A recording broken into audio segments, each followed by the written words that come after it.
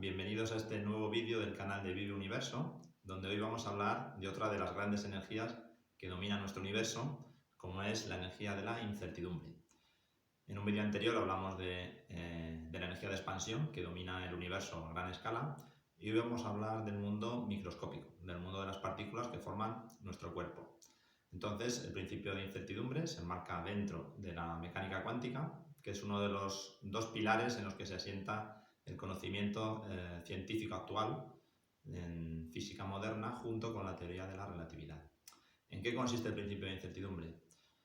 Pues algunas de las claves que podemos decir de este principio es que la incertidumbre de las medidas no depende de la tecnología utilizada o de los instrumentos utilizados en la medida, sino que existe una incertidumbre intrínseca en nuestro universo. Por tanto, por mucho que mejoremos la tecnología, por mucho que mejoremos los aparatos de medida, siempre va a haber un tope que podemos alcanzar en cuanto a precisión de las propiedades de las partículas. En general, se suelen presentar las partículas en modo de parejas, en lo que se llaman las variables conjugadas, que hablaremos luego un poquito de ellas, de manera que cuando yo tengo una precisión muy alta en la medida de una propiedad o de una variable, pierdo precisión en la medida de la otra variable. Es decir, no puedo tener el control o la certeza absoluta de cuáles van a ser las propiedades de las partículas. Esto por un lado. Por otro lado, las observaciones influyen en el objeto observado, ¿vale? Esa es una de las propiedades importantes también de la cuántica a nivel general. Por ejemplo, si tenemos un electrón y queremos calcular su posición, pues necesitaremos arrancarle un fotón para que llegue a nuestro ojo y veamos dónde está. Pero en este procedimiento lo que hacemos es modificar la velocidad del electrón y por lo tanto generamos una incertidumbre en una de sus propiedades, que es la velocidad. Estamos otra vez en lo mismo, no podemos tener la certeza y el control de dónde o de qué velocidad va a tener el electrón a priori. Esta sería una segunda propiedad. Una tercera propiedad podría ser, diríamos que todo es incierto en algún sentido, ¿no? No podemos decir que una partícula está aquí o allí, sino que realmente se encuentra en muchas posiciones a la vez. Funciona en lo que se llama los estados superpuestos, ¿vale? Más información de esto, pues siempre se puede ir uno a vídeos como el gato de Rödinger, que está vivo y muerto, ¿no? Que hay bastantes vídeos en YouTube, donde se explica un poco más este concepto. Y en definitiva, el principio de incertidumbre está dentro de cosas mucho más concretas, como es aparatos pues, muy cotidianos, ¿no? Como pueden ser los móviles o los ordenadores, ¿no? Son aparatos donde se está trabajando con la materia a nivel microscópico y por tanto donde domina este principio de incertidumbre.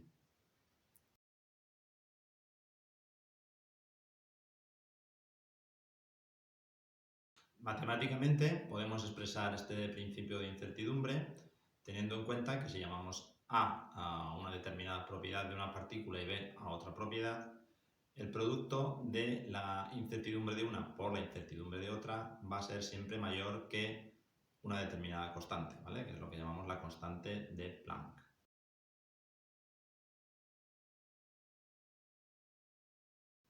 Por tanto, cuanto más precisión tengo en la medida de una propiedad, más precisión pierdo en la medida de la otra propiedad.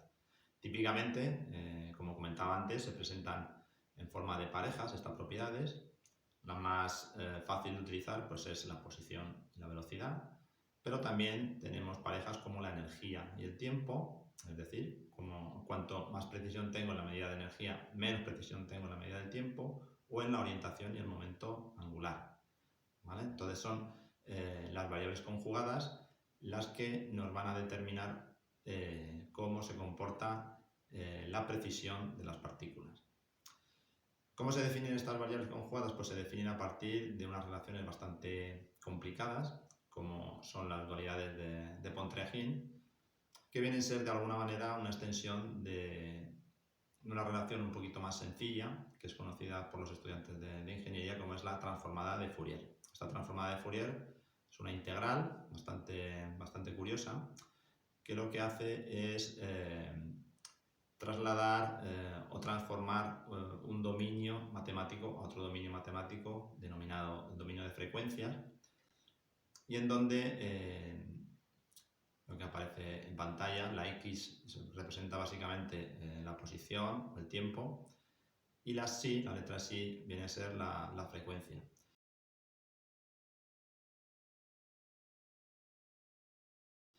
Esta transformada lo que hace es que, por poner un ejemplo muy gráfico, si yo tengo un puré de verduras y la meto en esta función, lo que me hace es sacarme los componentes de este puré. Podrían ser cebolla, zanahoria o calabacín.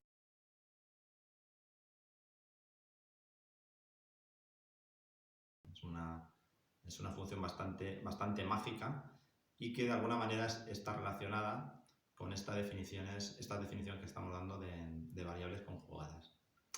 En cualquier caso, si hacemos un cálculo concreto, por ejemplo, con un electrón, tomamos su medida de velocidad con una precisión, vamos a decir, de 10 a la menos 3 metros por segundo, vamos a ver cómo se ve afectada la posición o la precisión de la posición de este electrón.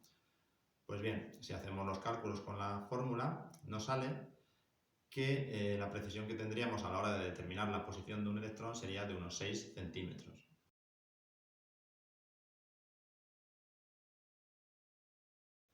Es decir, nosotros hemos medido la posición de un electrón y diremos que está el electrón en una circunferencia cuyo centro es la posición que hemos medido y su radio unos 6 centímetros. Pero lo diremos que está ahí con una determinada probabilidad. Si por ejemplo estamos utilizando una distribución normal, estadística, diremos que está ahí dentro con una probabilidad del 70%, pero realmente el electrón puede estar fuera de esa circunferencia o incluso puede estar en Australia, con poca probabilidad, pero podría estar. Por tanto, hay un cambio conceptual enorme en cuanto pasamos de un mundo dominado por el control, por la certeza, por la precisión, al menos en teoría absoluta, a un mundo que está dominado por las probabilidades. Ahora ya no puedo decir que conozco la trayectoria de una partícula, sino que diremos que una partícula está con una determinada probabilidad en una determinada región del espacio y en un determinado momento. Nosotros como seres humanos, ¿cómo nos armonizamos con esta energía de indeterminación que tenemos en nuestro universo? Pues para ello vamos a ayudarnos de un texto del profesor Gerardo Smelding, que nos viene muy bien para encajarlo en este tema que estamos tratando.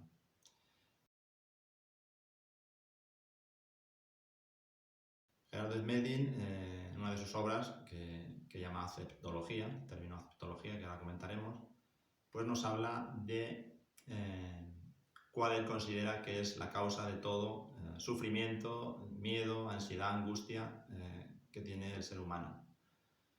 Y esa angustia, esa ansiedad viene de su incapacidad para aceptar situaciones. Entonces, lo que nos dice es cómo aceptamos estas situaciones, pues comprendiéndolas. ¿Y cómo comprendemos estas situaciones? Pues estudiando las leyes que rigen el universo. Es por eso que estamos hoy viendo una de las grandes leyes, que es la ley de la indeterminación.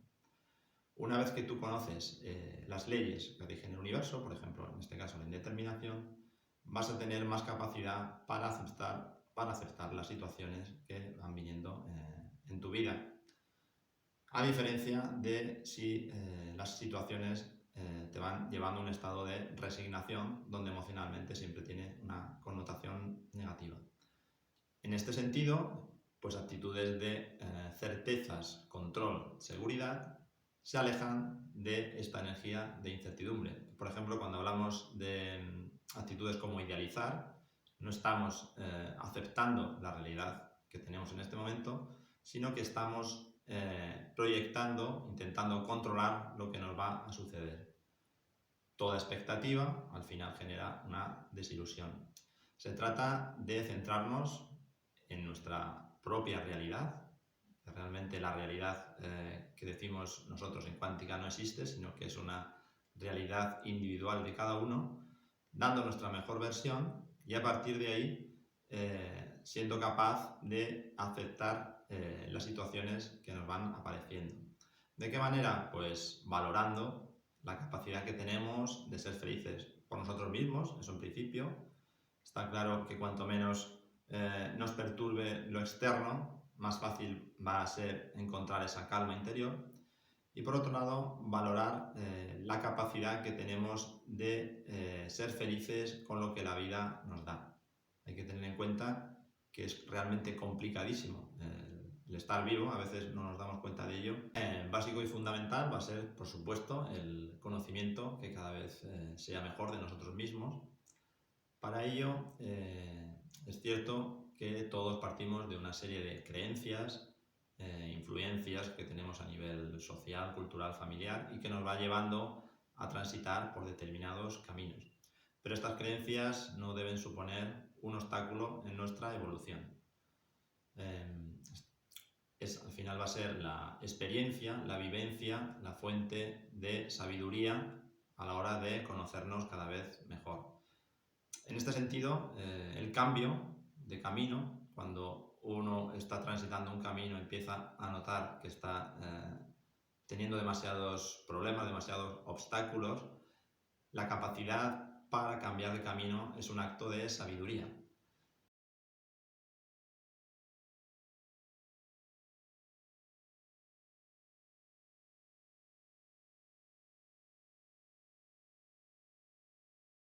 Vivimos en una sociedad donde el cambio realmente no está muy bien visto. Una persona que cambia mucho de trabajo, de pareja, se dice es una persona que no sabe lo que quiere, que no tiene las cosas claras.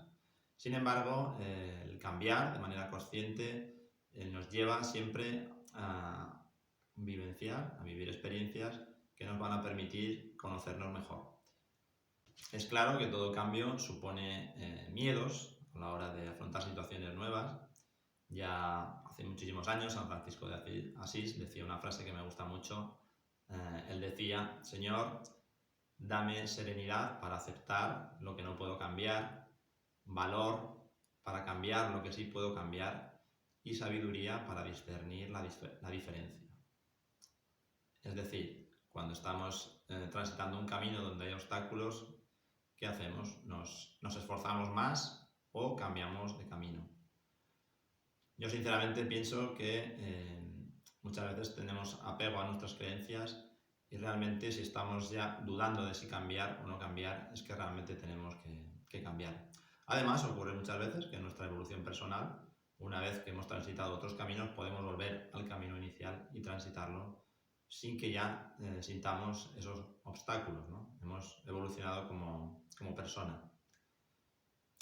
Una segunda cuestión del que habla Smelding, que es precisamente la palabra que da el título, ¿no?, a su obra, es la de aceptología. Este es un concepto que surge cuando yo estoy asentado ya en mi camino, he decidido por dónde ir en la vida y me siento a gusto con ello, pero además tengo la capacidad para no interferir en los procesos pedagógicos de los demás.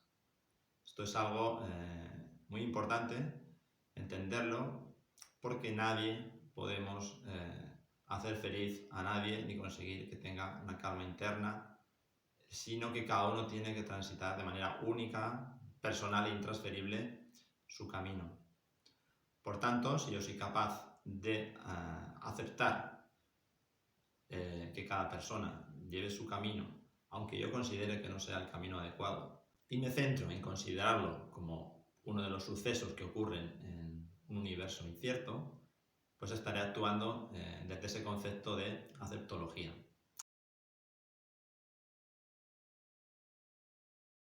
De hecho, cuando vemos a un niño llorando porque no sabe hacer su tarea, si nosotros le hacemos la tarea, realmente no le estamos ayudando, ¿no? Si intentamos cambiar a alguien para que lleve una determinada vida, más saludable, más deporte, si ese no es su momento, realmente estamos actuando desde la ignorancia. No debemos interferir en los procesos pedagógicos que suponen la evolución de los demás.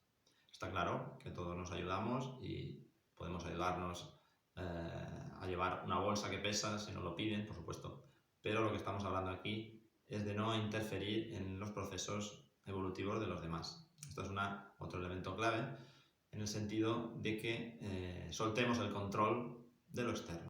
En un último nivel, donde llevamos al extremo la ausencia de control, de certezas o de seguridad, estaríamos hablando del nivel que llamamos de maestría.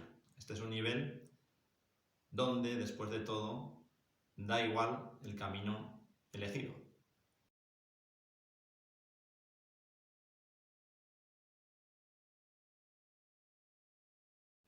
Es algo bastante difícil a veces de comprender para nosotros que estamos continuamente buscando, ¿no?, el camino adecuado. En este nivel, la persona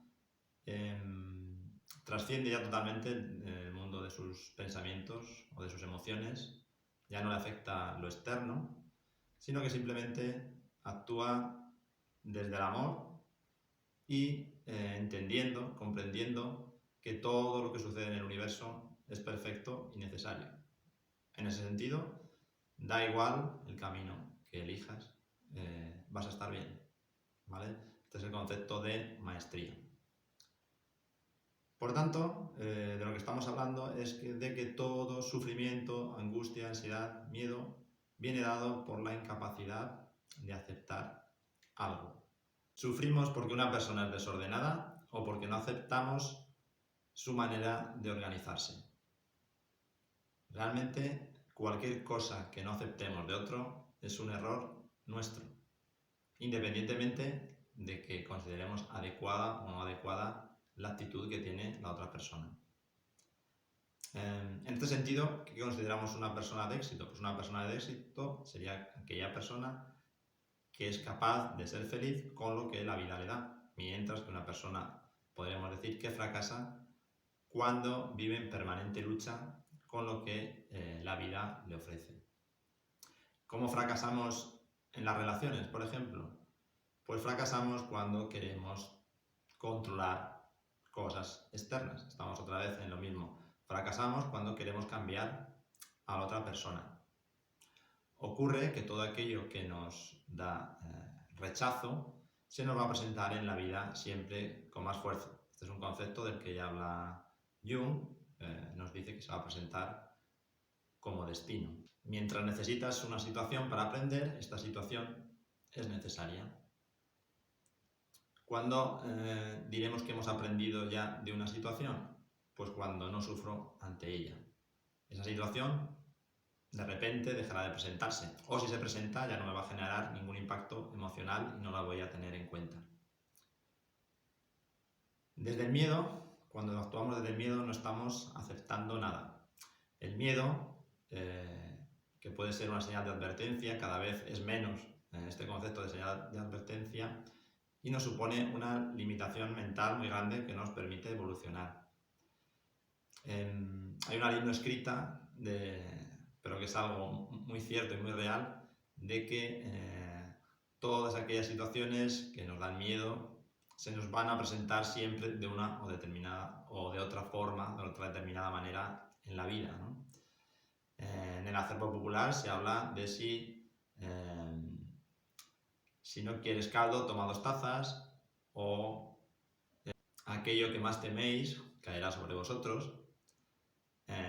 Smeldin hablaba de cuando se reunía con parejas que estaban próximas a casarse y que iban a su consulta a hablar un poco del tema del matrimonio, pues él le preguntaba cuál sería la cosa que no aceptaría de su pareja.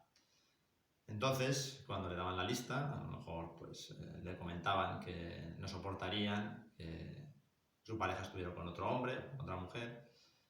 Él siempre le decía que eso que no iba a aceptar sería lo primero que le ocurriría. Y en su experiencia resultaba que efectivamente pues esas cosas que más miedo les daban les sucedían luego en la realidad. De manera que era algo que necesitaban aprender. Cuando la respuesta era del tipo pues no me gustaría que sucediera esta cosa o aquella, pero si sucediera realmente no me perturbaría a un gran nivel, a nivel emocional, pues con más probabilidad esta situación no se daba. Después de todo, si la interpretación de lo que sucede me genera sufrimiento, es que mi interpretación no fue adecuada.